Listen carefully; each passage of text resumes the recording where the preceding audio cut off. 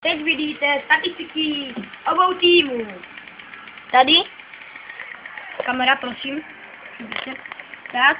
A tady teď jdeme na prodloužení. Skončilo to 4-4, stav je 4-4. A jdeme na prodloužení. Jdeme na prodloužení. A to jsou buly. My chceme samozřejmě nájezdy, že? Tak budeme zdržovat.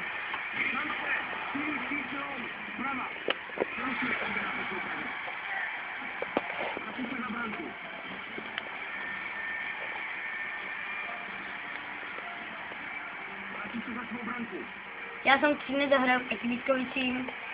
Nevím, jak to dnes dopadne. Je to velmi napínavý boj.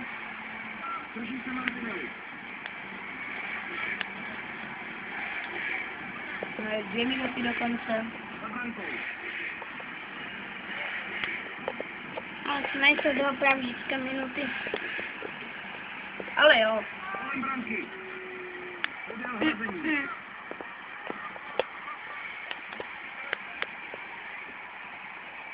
Je za brankou.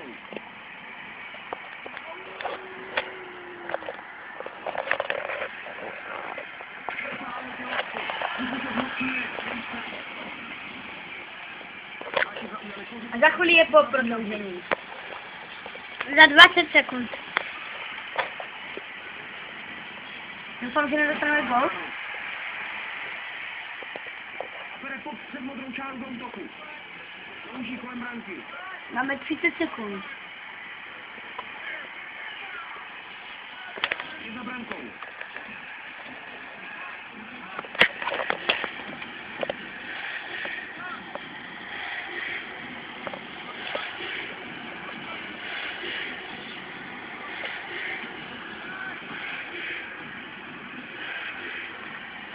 Posledních 10 sekund. Pobereme bránu a budeme vypalovat. Tak vníkno. Dobře, to už se nevypodaří. A 2, 1, konec zápasu. Je to prodloužení, tedy neznáme vítěze, takže se všechno ukáže při nájezdy. A jdeme na nájezdy, tady jsou zatím statistiky hráčů znova. Šance a jdeme na nájezdy. 5 sekund a prodloužení a pořád nemáme vítěze. A proto nazýváme zbytek nájezdy. Všechno rozhodný, střelci a golmani. Třinecký tým bude mít první nájezd a už se připravuje. Teď pro okousek rychlejší než ten střelec. Nejsem si jistý, jestli to bylo jednoduché, ale brankář si tak určitě scházel. Ujčka, vytahuje Kučka, kterou tentokrát je.